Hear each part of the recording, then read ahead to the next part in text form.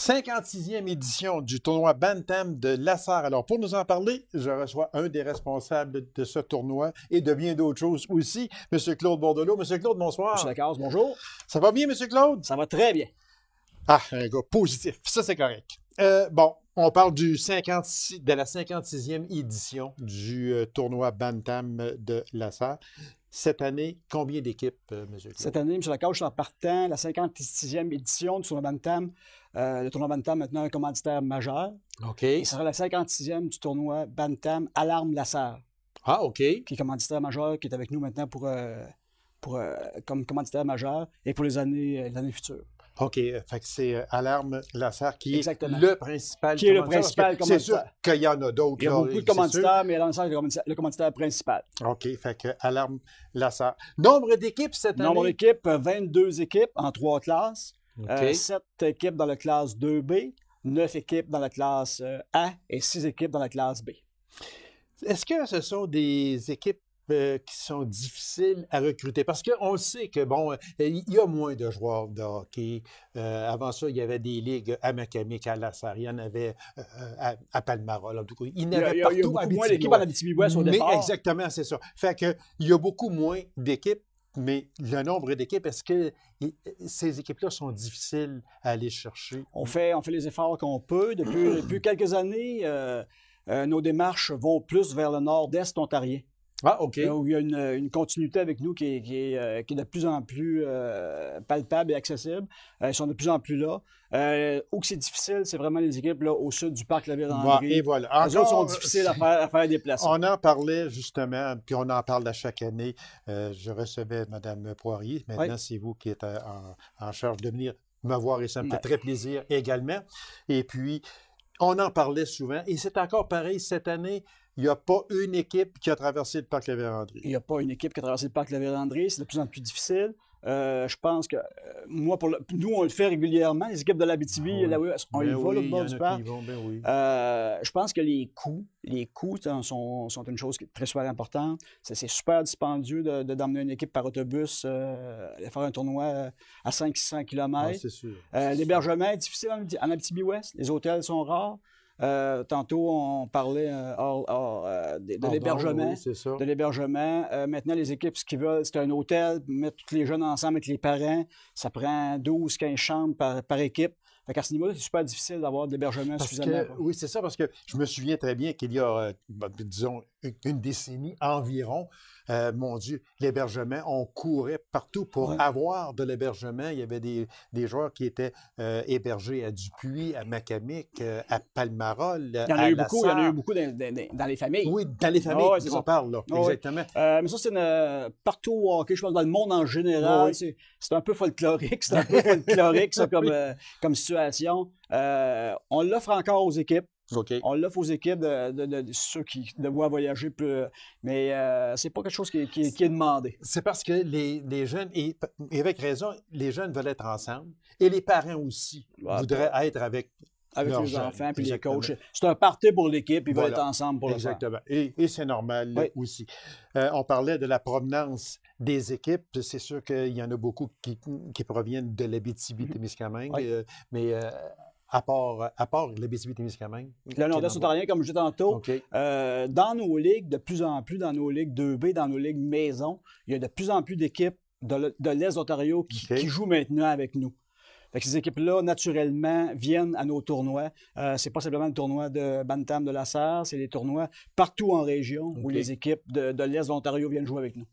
C'est quoi les villes de l'Est de l'Ontario? C'est Hearst, c'est Timmins, il y a beaucoup d'équipes dans le Tri-Town, Cobalt et New Lescure, ces trois. Il m'en manque une. Mais il y a beaucoup d'équipes qui jouent dans notre ligue, dans nos ligues de ce coin-là, et ils viennent naturellement dans nos tournois. Exactement. Je sais que Hearst venait presque à chaque année il y a quelques années. Là, ils ont recommencé à venir parce que c'est pas donné non plus, il faut le dire. C'est pas donné si dispendieux parce que quand on part de Hearst, c'est quand même 500 km, c'est 1000 km aller-retour. C'est l'hôtel, c'est les repas. Oui. C'est sûr que pour une famille de joueurs de hockey, c'est assez dispendieux, effectivement. Exactement. Les rencontres seront disputées, on avait l'habitude de dire, dans les 3 arénas. Oui. Maintenant, là, ce n'est plus ça. Ouais, comme tu disais, il y a moins d'équipes, il y a donc moins de matchs en bout de ligne. Ce qu'on a décidé de faire avec le comité organisateur, c'est une rotation. Au lieu de déplacer les arbitres, les hôtesses, les chronométreurs pour quelques parties, ce qu'on veut faire maintenant, c'est une année, ça va être à Palmarol. 2019, ça va être à Palmarol. Donc, 2 arénas, l'aréna Nicolotto à La Sarre et l'aréna Rogatien-Vachon à Palmarol. Il y a 13 parties qui vont être jouées à Palmarol. Oui. Et puis, il y aura une rotation. Cette année 2019, c'est Palmarol et l'aréna Nicolotto qui va toujours être là, c'est sûr. Et puis, après ça, l'an prochain, ce sera... En 2020, ça va être à Dupuis. Les parties, ça va être La Sarre et Dupuis. OK. Fait que on va séparer Palmarol. Oui, parce qu'on doublait et on triplait l'infrastructure des hôtesses, de voyagement d'hôtesses, voyagement d'arbitres, voyagement de chronométreurs. Maintenant, tout est fait à informatisé, fait que ça prend Internet, ça prend... en simplifiant la chose, en rotation, on pense que ça va être plus simple pour nous autres. Le nombre de joutes garantis à chaque équipe, c'est combien? C'est un peu toujours la même chose. Les équipes veulent plus se déplacer pour 2 matchs. Dans le temps qu'on parlait qu'il y avait beaucoup d'équipes, ça jouait 2 matchs. Oui. Maintenant, ce qu'on garantit aux équipes dans toutes les classes, c'est 3 parties minimum.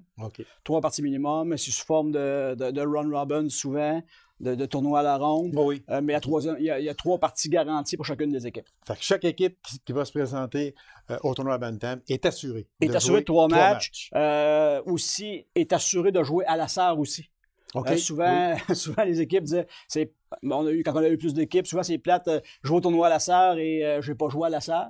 Là, cette année, c'est sûr que toutes les équipes qui viennent au tournoi Bantam, les 22 équipes vont jouer au moins minimalement un match à La Sarre. Alors, minimal, 1 match à La Sarre. Exactement. Et puis 3 matchs au total minimum. Garanti. Voilà. On est rendu à la partie d'ouverture. C'est toujours l'aréna Nicolotto est rempli à capacité. Habituellement, on a une très bonne foule. Il y a des gens qu'on voit une fois par année à l'aréna et c'est au match d'ouverture. Et c'est au match d'ouverture du tournoi Bantam. Exactement. Alors, cette partie d'ouverture, c'est à l'aréna Nicolotto, c'est sûr. C'est sûr. C'est les 2 équipes en présence. Est-ce qu'on les connaît actuellement? On les connaît actuellement. L'horaire est sorti. L'horaire est en instance d'être publié là, dans les jours qui viennent. Les équipes le demandent ça rapidement. Le match d'ouverture, ça va être vendredi soir, évidemment. Oui. Le 8 février, à 20h30. 20h30 avec les cérémonies protocolaires, le chant au Canada et tout ce qui vient avec ça. Et les 2 équipes sont connues. Est-ce que ceux qui ont toujours été là avec nous autres, c'est les Forestiers d'Amos, Bantam 2B, qui vont jouer contre les Lions de La Sarre. Alors, c'est le 8 février à 20h30. Il y aura une mise au jeu officielle. Les jeux officiels, les cérémonies protocolaires, les discours qui viennent avec ça. Les dates du tournoi? Date du tournoi, 7, 8, 9, 10 février 2019. 56e édition, comme on disait tantôt. Déjà 56e édition. Que le temps passe vite, M. Claude. T'as-tu participé à la première, toi? On va poser une autre question. Moi, j'ai participé à 8e. Ah oui, c'est vrai, oui. Fait que, OK. Ah, ben écoute, moi, je m'abstiens de le dire. De commenter. Donc, les 7, 8, 9 et 10 février prochains à l'Aréna Régent-Houle. Nicolotto. Excusez-moi. Nicolotto et à Palmarol, Rogatien-Vachon. Ce sont les 2 endroits où le tournoi va se disputer. On ne peut pas laisser aller sans parler du laisser-passer. Laissez-passer qui sont déjà en vente. Tous les jeunes hockeyeurs de l'Abitibi-Ouest ont des laissez-passer en main pour la pré-vente. La pré-vente au coût de 12 $. Ils peuvent se procurer facilement. Ou à l'aréna Nicolotto, on en a à vendre aussi, évidemment. Et à l'entrée, pour le laisser passer pour la fin de semaine, lorsque la pré-vente sera finie, sera 15 $ pour la fin de semaine. Alors, 12 $, c'est quand même pas beaucoup parce que là, ce sont toutes les parties, incluant les finales. Les 3 finales. C'est ça, incluant les finales qui, eux, évidemment, elles seront dimanche après-midi à partir de 14 h. Les 3 finales, la finale du B, la finale du A et la finale du 2B là, qui vont être... Fait que ça veut dire que sur la fin de l'après-midi, tout sera terminé. À 18 h dimanche soir, on ferme les ligues. Monsieur Claude, merci infiniment. Puis, bon succès. Merci également. beaucoup. Merci beaucoup. 7, 8, 9 et 10 février prochain. N'oubliez pas, c'est la 56e édition du tournoi Bantam de La Sarre. Merci beaucoup. Merci, M. Lacasse. Alors, mesdames et messieurs, courte pause. On revient immédiatement après. Restez avec nous.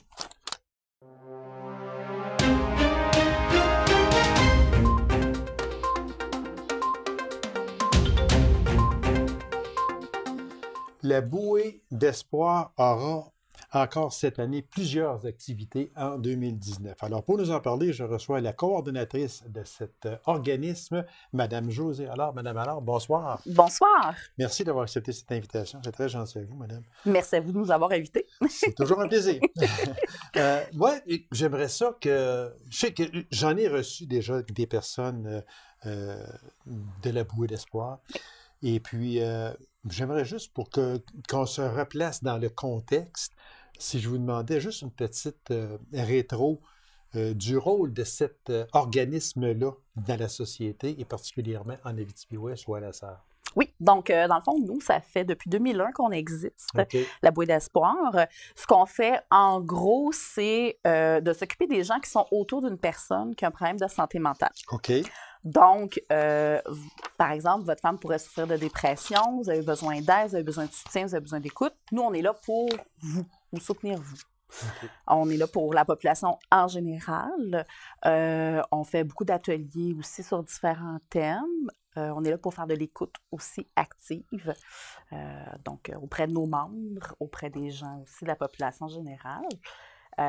Puis, dans le fond, nous, c'est ça, une façon de nous financer, c'est avec des membres, les gens qui vont devenir membres de la bouée. Okay. Donc, c'est un 5 $ par année. Oh mon Dieu. Donc, okay. Non, c'est vraiment pas cher. Non, absolument pas. Puis souvent, ce que ça donne accès, ça donne accès à des soupers, ça donne accès aussi à des activités spéciales qui sont juste pour les membres Okay. ou des réductions. Aussi, des fois, si on a des activités payantes, comme bientôt, on va avoir une activité avec le yoga. OK. Donc, ça, c'est une activité qui va être payante, mais nos membres, c'est sûr qu'ils vont payer moins cher que quelqu'un d'autre. Moi, si je vous demandais les critères, dans le sens que la personne que vous allez aider, oui. C'est quoi les critères qui vont faire que, oui, cette personne-là se classe, entre parenthèses, à recevoir de l'aide de la bouée? Donc, dans le fond, c'est toute personne qui a un proche qui a 18 ans et plus, okay. qui a un problème de santé mentale. Donc, un adolescent, mettons, un jeune que sa mère est schizophrène, c'est pas trop où s'en aller avec ça, il a le droit de venir à la bouée, même si lui, il n'a pas 18 ans. OK. Donc, à partir de 14 ans, on a le droit là, de pouvoir faire partie de la bouée. Sinon, c'est toute personne qui sont dans l'entourage de quelqu'un qui souffre d'un problème de santé mentale. Un collègue de travail, une amie, un frère, une sœur, cousin, cousine, peu importe. Là. Fait que lorsque ce problème-là ou ce cas-là arrive, oui. La personne, c'est un jeu de mots, là, va aller frapper à la porte de la bouée. Oui. Puis, à partir de ce moment-là, vous ne partirez pas de suite, puis vous allez aller à son secours, là. Probablement pas. Nous, on va faire de l'écoute. Ouais, c'est ça. Vous allez faire de l'écoute. Oui. Pour, après ça, vous allez le suivre. Le suivre, voir ses besoins, l'inviter aux ateliers, justement, qu'on fait, tout dépendant des besoins des personnes. Okay. Donc, oui, on va faire un suivi, on va s'assurer que la personne va avoir les bonnes ressources aussi. Oui, parce que moi, je ne suis pas travailleuse sociale, je ne suis pas psychologue, j'ai des formations, oui, mais pas de ce côté-là. Donc, c'est sûr que je vais m'assurer que la personne ait les soins et les ressources au CLSC ou autres là, pour pouvoir bien gérer tout ça. Peut-être une question, sans aller dans les détails, là, je ne veux pas entrer dans les détails, mais peut-être une question à savoir, au moment où l'on se parle, oui. Combien de personnes que vous aidez à la bouée là, actuellement? De façon active. Active. On a 65 membres qui sont actifs. Donc, ça, ce sont des personnes qui ont besoin d'aide. Qui ont besoin d'aide. Parce qu'ils ont une personne malade oui, avec eux autres. Dans leur entourage. Dans leur entourage. Oui. Il y en a 65. Oui. Ça compte pas non plus les gens qui vont m'appeler de façon sporadique. Oh oui, OK. Surtout avant le temps des fêtes, là, on a eu beaucoup de personnes là, qui nous ont appelés pour de l'aide, des conseils, même jusqu'à des conseils juridiques. Là, Mais dans ces 65 personnes-là, oui. Vous avez le personnel suffisant pour venir en aide à ces personnes-là, oui? Oui. Oui. Il y en a qui sont très autonomes, dans le sens où ça fait plusieurs années, ils connaissent un peu plus comment ça fonctionne, ils connaissent le système, ils connaissent le roulement, mais ils ont quand même besoin d'écoute, ils ont quand même besoin d'une épaule de temps en temps, des petites rechutes, des petites épreuves supplémentaires. Donc, c'est sûr que c'est pas à chaque jour que j'appelle aux 105 personnes, non, parce que mais je vous dirais, depuis que je suis en poste, je suis en poste depuis le mois de novembre. Donc, depuis que je suis en poste, oui, j'ai eu plusieurs appels par semaine là, à faire de l'écoute active, à conseiller, à inviter, à faire des ateliers. On a eu des conférences aussi avec des gens là, de tout le milieu. Puis, on couvre toute l'Abitibi-Ouest au complet. Au complet. Oui. La bouée, elle est à quel endroit, la sœur? Nous, on est à Lansard, on est à côté du Mike's. OK. Sur la rue principale, le 257 rue principale. OK. Projet atelier pour enfants. Lors de la semaine de la prévention du suicide du 6 au 10 février prochain. Oui. Atelier pour enfants lors de la semaine de prévention. Ça veut dire quoi? Ça veut dire, je suis en train de travailler, dans le fond, avec le groupement de prévention suicide d'Abitibi pour qu'on puisse aller parler, sensibiliser les enfants de 8 à 12 ans sur, bien, c'est quoi la dépression, puis pourquoi est-ce qu'il y a des gens, des fois, dans mon entourage, qui sont partis? Qu'est-ce qui les a amenés à ça? Puis comment est-ce qu'on peut, nous, comme enfants, bien, vivre avec ça?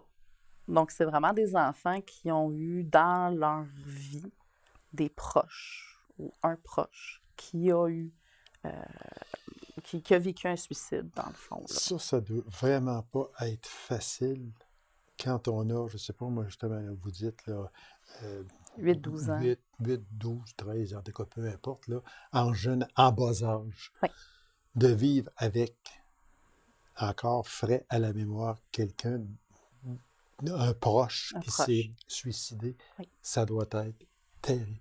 C'est terrible. Puis, ce qui est impressionnant, par exemple, c'est que les enfants sont très résilients. Ils sont ils ont une clarité d'esprit par rapport à qu'est-ce qui s'est passé. Et ils sont plus résilients que nous, des fois. Des fois, ils le prennent un peu moins mal. Des fois, non. Ça dépend de l'enfant, puis c'est pour ça que l'atelier, dans le fond, c'est on lit un livre qui est Ma maman du photomaton. C'est un livre qui a été écrit par des psychologues spécialisés en enfance. Donc, c'est un enfant dont la maman s'est suicidée. On l'apprend au fil du livre. Puis par la suite, c'est une discussion avec les enfants sur mais qu'est-ce qui s'est passé dans le livre, comment toi ça te fait sentir, comment tu réagis par rapport à ça. As-tu déjà vécu ça? Tu connais-tu quelqu'un qui a vécu ça? Donc, c'est de les amener à être sensibilisés par rapport à cette problématique-là dans notre société. Là. Ça doit pas être facile. Comment vous abordez un jeune dans ce temps-là, là, qui s'assoit devant vous, là, puis qui vient demander de l'aide, autrement dit, parce que cet enfant-là, même s'il a 10 ans ou 11 ans, là, il a besoin d'aide pareil. Là. Tout à fait. Comment vous abordez? Ça ne doit pas être facile non plus pour la travailleuse qui est devant cet enfant-là. C'est une lourde responsabilité parce que là, il faut savoir comment le prendre pour ne pas qu'il se dise lui-même « Ah ben là, moi, c'est pas ce que je voulais savoir, là, puis là, regarde, moi, là, elle m'aidera pas. » C'est à faire attention, mais comment vous abordez? Moi, je vous trouve extraordinaire. Là. Non, honnêtement, je vous trouve, à tous ceux qui s'occupent de ces personnes-là, là, vous jouez un rôle qui paraît peut-être effacé, mais combien important ce rôle-là, parce qu'il s'agit peut-être juste de mal prendre l'enfant par juste une phrase que lui va dire « Oh, ben non, là, moi, là, je suis pas là, là. Non, moi, tu sais, là. » Alors, ça ne doit pas être facile. C'est d'y aller en douceur, puis avoir beaucoup de compassion, beaucoup d'amour pour le jeune, puis l'écouter. Ça, je pense que c'est un fait, l'écouter. L'écouter. Parce que lui, il vient vous parler. Oui, moi, un jeune qui vient me dire, ben, tu sais, ma tante, elle s'est suicidée, ça fait comme 3 mois. L'histoire que tu nous as racontée, ça me fait penser à ça. Je suis triste, j'ai beaucoup de peine dans mon cœur. Mais là, je vais lui poser des questions pour le faire parler. si je vois que ça dépasse mes compétences, bien là, je vais le référer vers un autre professionnel. Oui, okay. Je vais appeler le professionnel. Je ne vais pas faire comme, OK, tiens, la carte d'affaires de madame une telle, appelle-la. Non, je vais appeler le professionnel. Je vais dire, écoute, je suis avec un jeune, tout ça. Là, on a ouvert une petite porte, le jeune me parle. Mais parce là, que ça souvent, tombe dans ta compétence à toi au lieu de la mienne. C'est donc dire qu'il ne faut pas avoir peur, il ne faut pas se dire, mais là, moi, je vais passer. Pourquoi? Là, c'est moi qui suis supposé d'en prendre soin. Non. Là, parce qu'il faut penser aux jeunes. Là. Oui. C'est à lui qu'il faut penser. C'est notre première préoccupation, c'est le besoin de la personne. Qu'est-ce qu'il a besoin, mon jeune? C'est ça. Y a-tu juste besoin de parler, d'écouter, de se défouler? Ou non, il y a vraiment besoin d'un soutien psychologique important. C'est là où il faut l'évaluer, puis c'est à force d'entendre le jeune nous parler, de l'écouter, que c'est là où on va être capable de l'évaluer. Mais c'est une question de santé. C'est ça, puis d'être assez professionnel pour dire, là, OK, là, ça, c'est hors de mon champ de compétences. Donc, comme vous l'avez dit tantôt, je vais vous référer à une autre personne et non pas dire aux jeunes, mais là, tu vas aller voir un tel ou une telle, puis c'est cette personne-là qui va s'occuper de toi. Vous faites les premiers pas pour l'enfant. Oui. C'est ça qui est important. Je pense que peut-être que l'enfant, si vous l'envoyez faire les premiers pas, il n'ira pas les faire. Non, parce que sa confiance est avec moi. Voilà, exactement, c'est ça. Donc, ce que j'ai déjà dit à des jeunes dans ce temps-là, c'est, écoute, je t'abandonne pas, là. C'est juste que ce que tu me dis, moi, j'ai pas été formée pour faire ça. J'ai pas l'éducation pour ça. Fait que je vais te référer vers quelqu'un qui va t'aider, mais si tu as besoin de m'appeler, bien, je suis encore là. Je disparais pas. Je suis là pour toi. C'est ça. Puis si tu as besoin de me parler, je suis là.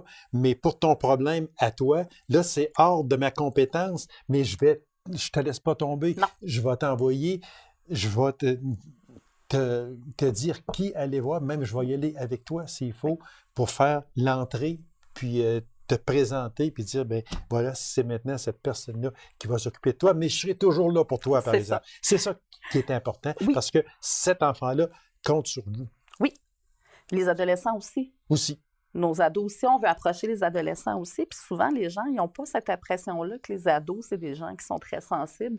Mais au contraire, c'est des jeunes qui vont avoir de la difficulté à sortir de leur coquille, mais une fois qu'ils le font, il faut garder cette confiance-là. Okay. Puis il faut être capable de, justement, y aller en douceur, puis être capable d'amener les jeunes à consulter si jamais il y en a besoin. Mais comme je dis, des fois, c'est juste l'écoute et du défoulement. Voilà. Le temps passe tellement vite, Madame Alla. Oui. Pardon, on va passer aux ateliers. Oui. Alors, il y en a une qui commence le 29 janvier. Alors, c'est le lâcher-prise. Donc, le lâcher-prise, dans le fond, c'est 4 ateliers qui vont se suivre. C'est comment être capable de vivre avec une situation X. Exemple, mon conjoint est en dépression sévère, je ne sais plus quoi faire avec lui, j'essaie plein de choses, il refuse. Donc, moi, à ce moment-là, comme aidant, bien, je dois être capable de lâcher prise sur certaines choses. Donc, ça va être des exercices pour les gens à être capables de mettre ça en pratique dans leur vie. OK.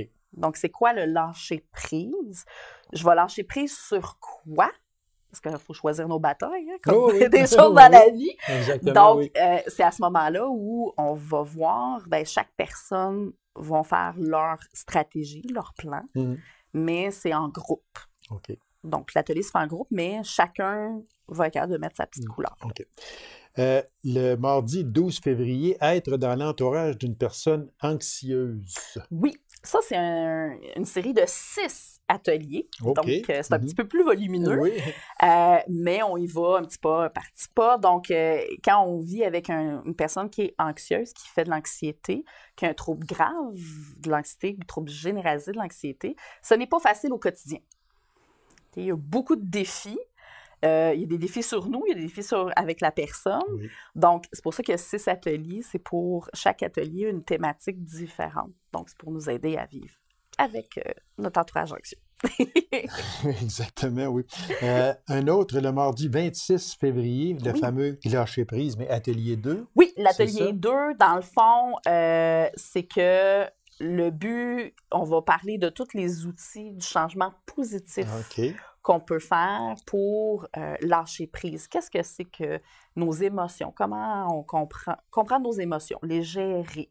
On va réfléchir sur le concept du bonheur.